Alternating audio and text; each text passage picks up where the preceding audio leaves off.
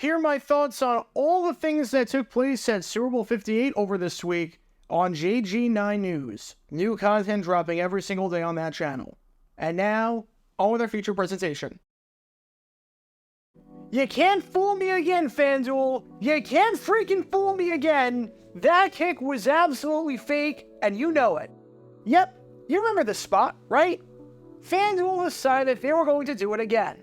If you missed it last year, one of the most talked about commercials during the big game was FanDuel's Kick of Destiny, where future Hall of Fame tight end Rob Gronkowski would line up and attempt a field goal live during the big game.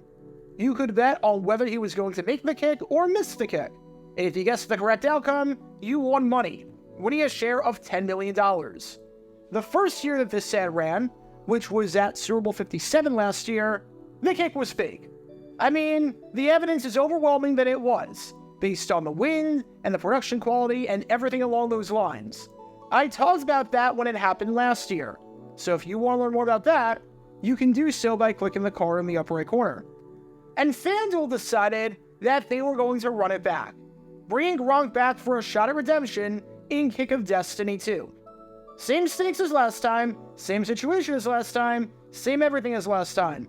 Gronk has to make a 25-yard field goal, and you can pick what you think is going to happen and win some money in the process. This year, the kick wasn't even close.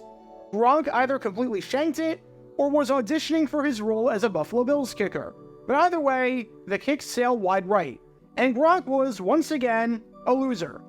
And once again, it led to people questioning whether the ad was real or whether it was a fake like it likely was last year. Now, was the kick itself fake? No. The kick was 100% real. It was not CGI. It was 100% legit. And the reason we know this is because there was someone else filming the kick from a completely different angle, an Instagram user by the name of Chance LV. This is his angle of the kick, and it lines up perfectly with what we actually saw during the broadcast, with the kick sailing wide to the right on that same trajectory. And if you don't believe me, during the kick itself, you can see on the right side of the screen that there are 2 white flags and 2 blue signs. And sure enough, in Chance's video, you see 2 white flags and 2 blue signs being held up by people in the same positions. Afterwards, in the real ad, you see Gronk putting his hands on his hips and then touching his mouth. And in Chance's video, you see him doing the same exact thing. On top of that, FanDuel put out a video about Gronk getting ready for the Kick of Destiny 1 hour before, with his shades on at the 20-yard line. And you see 4 fans. A girl in a blue shirt with glasses, another girl in a black jacket, a girl in what looks like a gray shirt with dark black hair, and a man in a white number 87 jersey, as in Gronk's number. And when the kick was taken, at the 20-yard line, those same 4 fans are there in order. So in no way whatsoever was this kick staged from a CGI standpoint. The evidence is actually overwhelming that this was legit from that perspective. It's the live element that I have to take into question, because oh man, there's a lot of evidence suggesting that this might not have truly been live. And by that, I don't mean that the kick didn't take place on Sunday, but rather that the kick took place at 6:30 p.m. Eastern on the dot. Now, before you go any further, I know what a lot of you are expecting me to say about the live element of the kick being fake. You're going to say that there's no possible way that they could have had the kick live, and then got the footage to put into the already pre-recorded ad featuring the late great Carl Weathers. That is an insanely fast turnaround time, and even though the other ad was obviously pre-recorded with multiple possible outcomes, there's no way the footage could have been inserted into the ad not even an hour after the kick happened. Well, I'm not going to take that angle, because that is absolutely possible. That's the least of my concerns. Heck, we saw this 30 years ago at Super Bowl LVIII, in a game that you can learn more about by clicking the card in the upper right corner. I'll have to do a video on this ad because it's absolutely fascinating from behind the scenes standpoint, but I want to show you this ad from that Super Bowl for Reebok. Keep in mind as you're watching this commercial was, quite literally, the first thing to air after the game was done. I've been working all year for this.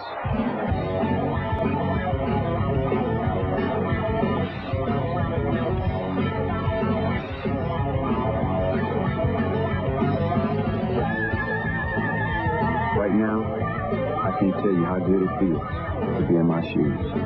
Instapump technology. It's radical. It's real. It's now. Grip it. Feel it. Yep, that's right. That's actual footage from the game itself. They recorded 2 separate ads, planning to use either Dallas Cowboys running back Emmitt Smith or Buffalo Bills running back Thurman Thomas, whichever running back won the game. Now, it would have been incredibly interesting if the Bills won the game, because Thomas had 2 fumbles, including 1 return for a touchdown, and he played like absolute crap. But they bought an ad spot for the Super Bowl, and by the time the game started, they had 0 seconds of the ad completed.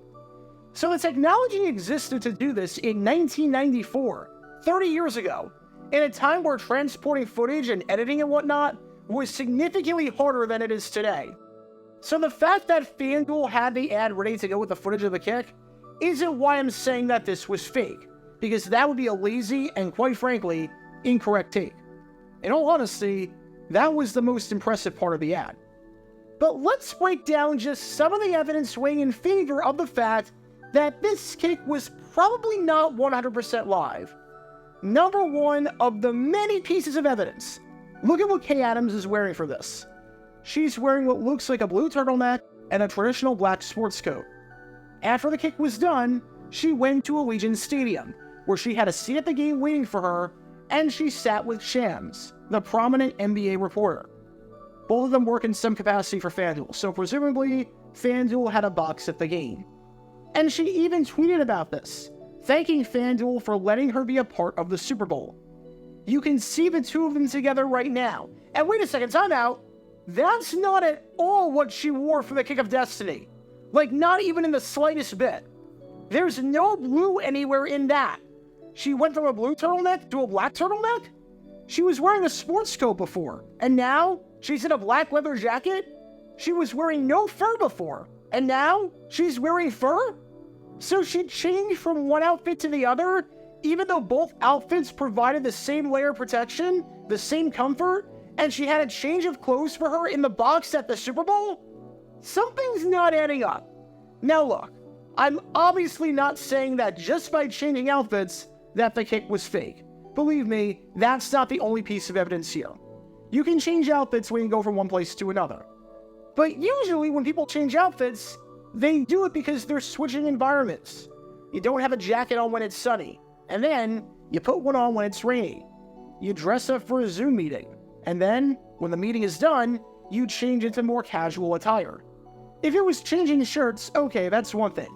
But changing the jacket too, all while adding an additional layer, even though it's colder outdoors than it is in the stadium? I'm just confused if she truly did it that quickly and was able to get to the stadium for the game, seeing as the kick wasn't that near the stadium, and seeing as the logic wouldn't add up. Plus, it's not like she hates the color blue and changed out of that as soon as possible, seeing as she's worn blue before, and seeing as people in the crowd are wearing black, and black is a color that FanDuel has deemed appropriate, so there's no reason she couldn't just wear that outfit for the commercial if she wanted to. And regarding the distance to the game, we know where the kick took place. It was right outside the MGM Grand, and that's 2.7 miles away from Allegiant Stadium. And there's no way that Kay Adams got a private police escort to the stadium. And even if she did, there's no way she's making it there by the time the game started. But here's the big one for me. Because FanDuel decided this year to truly prove that it was live and to build up hype that they were going to do a live stream of the event. The live stream featured the commercial airing in supposedly real time. And here's what the commercial sounded like in real time, as in, the same exact time it was airing for hundreds of millions of people watching.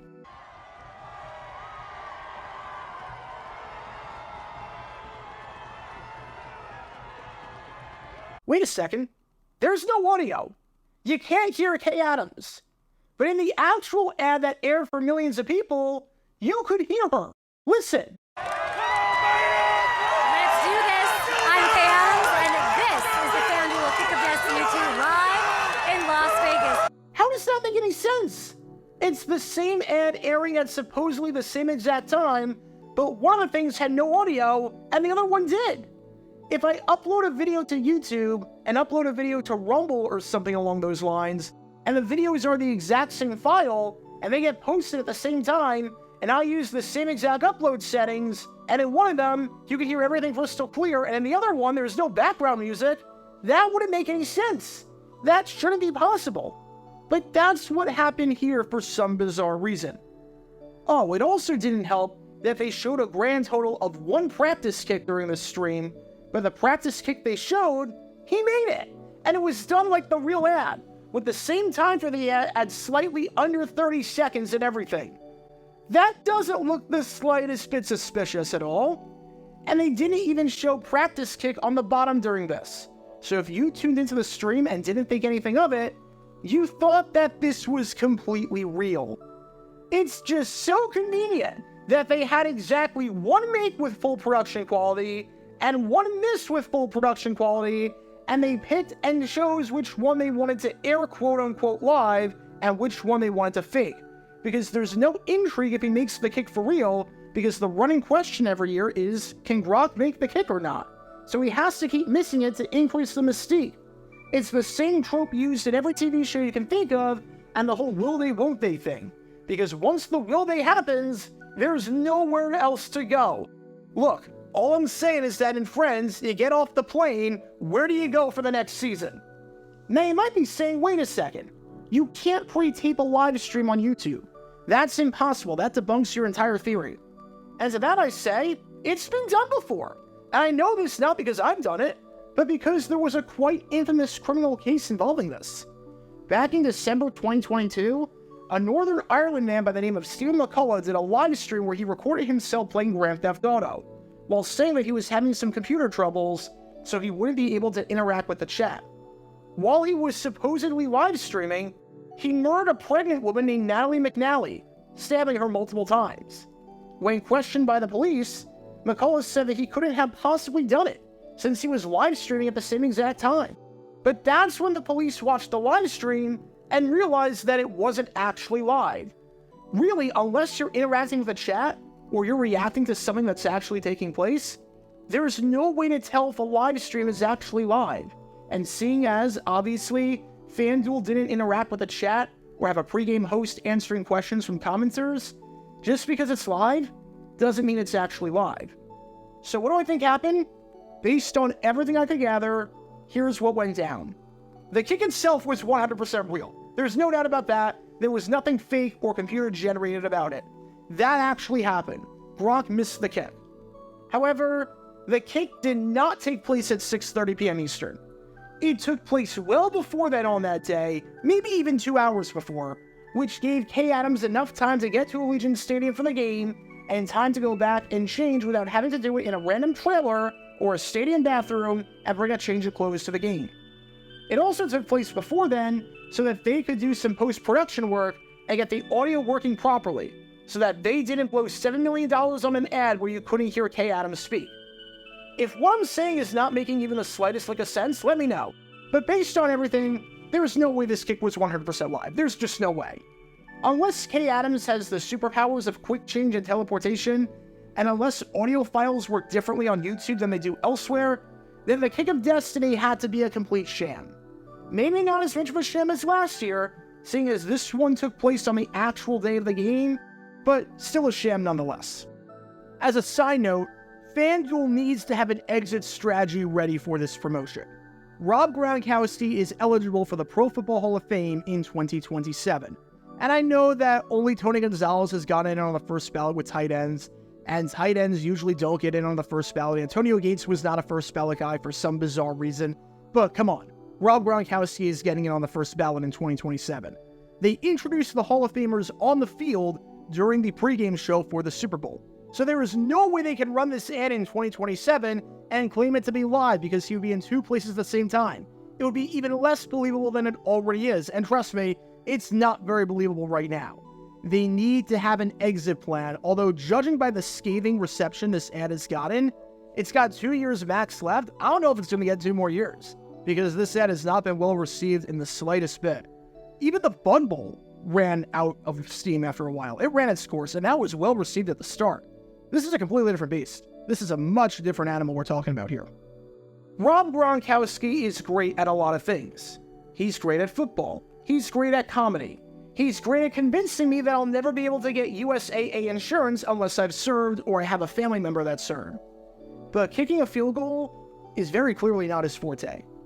As for FanDuel, well, if you use the promo code FAKE or not live for your next bet, you'll receive a 100% deposit match up to $100. Because the live kick of destiny, based on all the evidence we have, was anything but that. Get your official Jaguar Gear 9 merchandise by going to jj9shop.com, and be sure to like and subscribe, as it really helps the channel out a lot. Join me every Wednesday night where we'll play NFL Trivia for cash prizes at 9 p.m. Eastern over on Twitch. To learn more about the history of college football, subscribe to Jaguar Gator 8. To learn more about the history of Major League Baseball, subscribe to Jaguar Gator 7. Also, special thanks to all of our Patreon supporters for helping out the channel. Your support is greatly appreciated. See how you can become a patron and request future video topics in the description below.